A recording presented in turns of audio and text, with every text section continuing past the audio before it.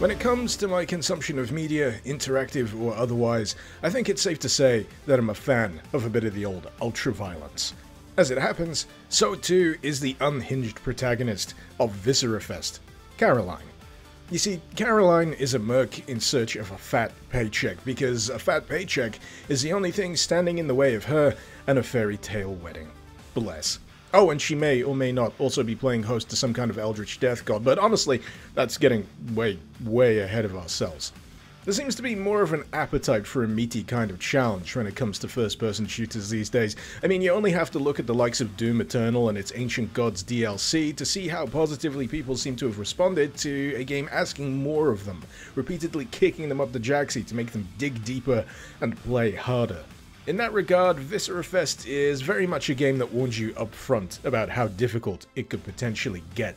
I mean, for one, its lowest difficulty setting is medium. If that's not a warning sign, I don't know what is, but you know how it goes. You roll your eyes, ask yourself how hard it could possibly be, and then suffer a rude awakening when you select brutal and find yourself flattened by a swole chicken man in the tutorial level. So yeah, Viscerafest is certainly a game that wants you to learn fast and play faster. Its first few levels, a steadily escalating series of hazing rituals, essentially designed to make you focus down and truly think about the way you're playing. You see, health here depletes at an astonishing rate, doubly so if you take the more leisurely approach to maneuvering yourself around a room. Thankfully, you've got a few things here to help you evade the shockingly accurate projectile fire of your enemies, and that's namely the abilities to both bunny hop and dash. Now, I'll freely admit that I am absolutely terrible when it comes to taking advantage of the bunny hop. It's something that even in my second run I'm only just now getting the hang of, but as for my first run, I found that the rechargeable dash was just enough to help me squeak through in most combat encounters, and trust me when I say, you will be doing a heck of a lot of it.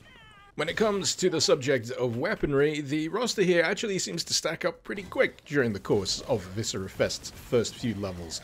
By the time you're done with the first main one, for example, you'll have not just the Shredder SMGs, but also the Bunker Buster shotgun. More than enough to kill anything that moves, but something that you'll find out relatively early, and something that the tutorial itself takes great pains to tell you, is that ammunition during the course of Viscerafest can sometimes feel like a bit of a precious resource. What this results in is a fascinating style of gameplay that not only has you desperately evading oncoming projectiles and wheeling your way back from melee harasses, but also assessing on the fly whether you have the right tool for the job, and critically enough ammo to actually finish it. Peppered throughout, you've also got the melee option, adding another layer to the proceedings, and you'll need to take advantage of this quite frequently, considering that you can only recoup health here by thoroughly eviscerating enemies and feasting on their hearts. Brutal. Now, I wouldn't blame you for stopping me here and saying, Icarus, what you've described here sounds shockingly similar to the gameplay loop of Doom Eternal, and to that I would say, yes. Yes, that's correct. Because it is shockingly similar to the gameplay loop of Doom Eternal. The only things it's missing are the extra bits and bobs that let you recoup ammo and armor, which you will indeed find strewn about the level instead. And personally, I'd rather not have to almost exclusively recoup those kind of resources from enemies. There's, quite frankly, more fun and less muscle memory intensive ways of encouraging a player to remain active in the play space. If anything, more than Doom Eternal, I'd say that the hectic, occasionally panic-ridden encounters in Viscerafest here remind me of the twitchy, high-stakes fail, respawn, and retry cycle of something like Hotline Miami. Something that possibly contributes to this high-stakes feel is the fact that, as much as you want to, save-scumming your way through tough sections of level here is very much a no-no. And that's because in Viscerafest, quick saving is a resource. Beacons, to be exact, and they come in very limited supply. Best rule of thumb I could give with regards to beacons is that if a level is generous enough to grant you one, chances are you'll probably need to use it very soon. That said, popping one too early could result in a longer sequence of encounters for you to fight through should you need to respawn. It's something that lends an interesting extra layer of risk-reward to any given level. Sure, you could give yourself a fallback point, or you could go all in and see if you could save those beacons up for later when the hammer really starts coming down. I'd say that it's somewhere around the tail end of the third map of what's currently available here in Viscerafest where it really starts layering on the pain. There was just something about this open lobby setup and its potent mix of enemies that would just murder me over and over and over again. As alluded to earlier, staying as mobile as possible really is key to keeping yourself alive long enough to line up the right weapon versus the right enemy. And then you've got that constant need to just swipe in and snatch up some health, often between converging lines of fire, that just makes situations like these just uber sweaty experiences. By this point, however, you should also be able to benefit from an extra weapon or two, the most likely being the Pung Cannon, which deals a high degree of direct damage when the round makes contact with a singular enemy, but an interesting alternative use can be discovered if you fire the round instead at a surface, which will turn it into a timed limpet mine, delivering a more significant degree of explosive damage. Quite useful for taking out any pursuing melee enemies or simply taking care of unwieldy crowds. Please don't. From here on in, Viscerafest essentially becomes a game that is just intent on delivering a swift bollocking as often as possible to any player that doesn't pick up the pace. Escalating series of enemy combinations and arena layouts mean that you will always be on your toes with regards to combat, even in just standard corridors, because all it takes is you letting down your guard for one moment, and even the lowliest of enemies can pop you with a projectile and send you screaming back to the start of the level, or if you're lucky, the last save beacon. I'm not gonna lie, my keyboard endured a lot of abuse during the course of this, and it only got worse as I delved deeper into this available chapter of Viscerafest. Mercifully, Viscerafest does know when to ease off the accelerator. There are moments during the course of this that'll allow you to just catch your breath, moments of light platforming, the occasional scripted section such as this lava escape towards the end of one level, and throughout there's a sprinkling of story, giving you greater insight into what's actually going on here and whether or not your wanton carnage may actually be making things slightly worse. But that remains to be seen. Let's make a mess together. If I have one thing to say about the Deus Mortis shotgun, it's damn, boy, he's thick, boy! That's a thick-ass boy! It should come as absolutely no surprise then that the ammunition for the Deus Mortis is in even more limited supply compared to everything else, meaning that yes, you assuredly are supposed to save it for the bigger, tankier enemies, of which there are multiple types towards the tail end of this chapter, and boy do they add a fresh layer of panic to any given encounter they appear in. Now, between here and the final level of this chapter, Viscerafest does something interesting. It completely changes tack and gives you a level which, if I'm correct, features absolutely zero combat. Instead, using its time to generate some additional intrigue for the story and introduce some very light puzzle mechanics that don't just exist here, but do actually make a return in the following level. It's genuinely interesting stuff, the kind of thing that gives me hope for where the story of Viscerafest may head in future chapters. But before then, it's back to reality, and oh boy, this final level. Deluxe bollocking.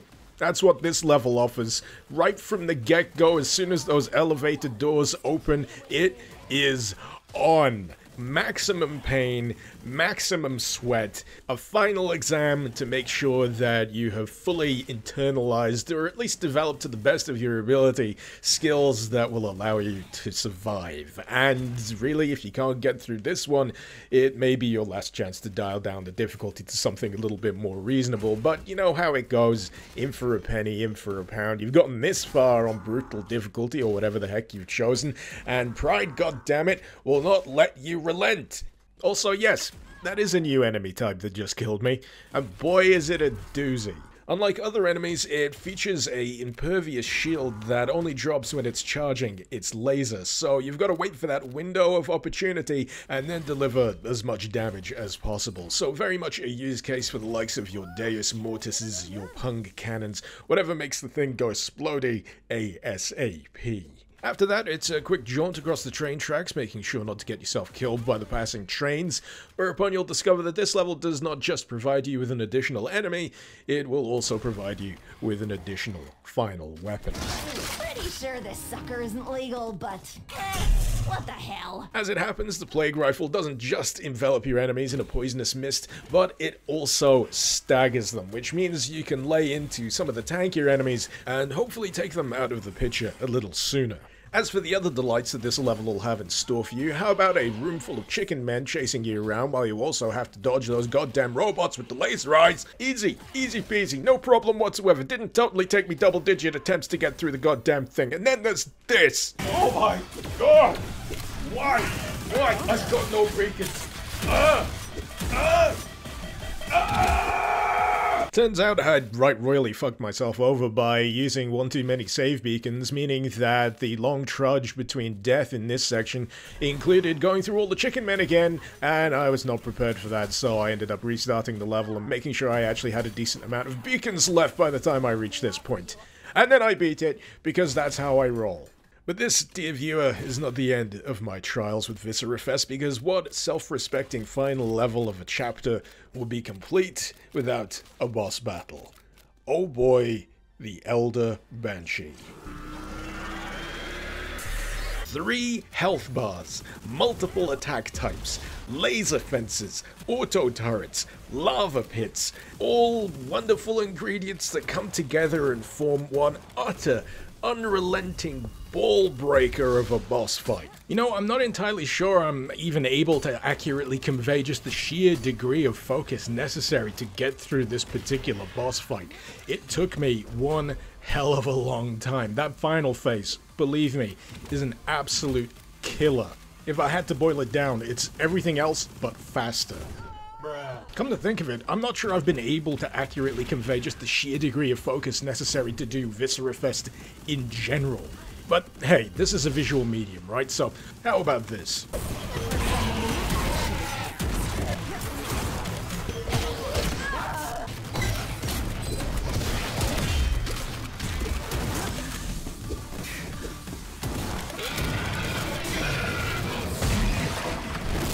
All things considered then, would I recommend Viscerafest? Yes, very much. Especially if you're the kind of FPS player that really craves a challenge, really craves a game that does not give a fuck about treating you with kid gloves, that says here are the rules, here are the mechanics, have fun, and try not to die too much. Also, maybe bring a spare keyboard, because there's a high chance you'll probably break at least one of them in half. For those of you out there who, understandably, might be a bit put off by having to face down such a high degree of challenge, fear not. As I mentioned near the beginning of this video, there is indeed a difficulty select, and sure, it may start at medium, but believe me when I say medium is a damn sight more forgiving than brutal. And honestly, it would be a shame to see people miss out on Viscerafest, because when it comes down to it, it's not just the difficulty that makes Viscerafest good, it's the core design, the way the movement works, the way the shooting works, the way the encounters are designed, the vibrant visuals, the distinctive enemy design that means you're never under any illusion of what you're facing and what they're capable of. The music, have I mentioned the music? The music's friggin' great. It's propulsive, it's badass, and I desperately want to own the soundtrack. And last but not least, let's not forget about Caroline, who is a wonderful protagonist. She's got some wonderful wisecracks and voice lines, all delivered in a wonderfully manic and psychotic manner, one that just makes the carnage all the more joyful to experience, and most important of all, you can see her legs. Look at him go! But yes, super impressed with what's currently available in this early access version of Viscerafest. 1 full chapter, 8 levels total, including the tutorial level. Sure, they may feel relatively swift once you've mastered the encounters, but that does not, in my opinion, diminish their replayability. There's a variety of factors to max out. You've got your 100% kills, 100% secret discovery, and you've also got scullies, which is something I don't believe is fully implemented yet. You can still 100% the collection of them, but when it comes to spending them, that's something that apparently is being saved for future updates. But I can't help but be intrigued at what form those purchases might take. Upgrades to the weaponry? Maybe even to Caroline herself. Who knows? I can also see these levels getting a lot of replay for the sake of speedrunning too, because each of them does in fact mark how long you took to complete them. And even though I'm not usually into that kind of thing myself, I can't help but feel a little bit of an itch to try and do these levels faster and faster myself. So yeah, I'll certainly be returning to this, maybe even dialing up the difficulty just to see how I fare. But in the meantime, yes, I would highly recommend Viscerafest. Certainly something to keep an eye on if you're not the kind of person that pulls the trigger on early access titles, but I can certainly see this expanding on its foundation of something meaty, challenging, and ultimately very satisfying to master. But there you go, them's my thoughts, and hopefully you've enjoyed this video. Feel free to let me know what you thought in the comments, and until next time, this has been Mr. Icarus. Thank you very much for watching. Icarus out.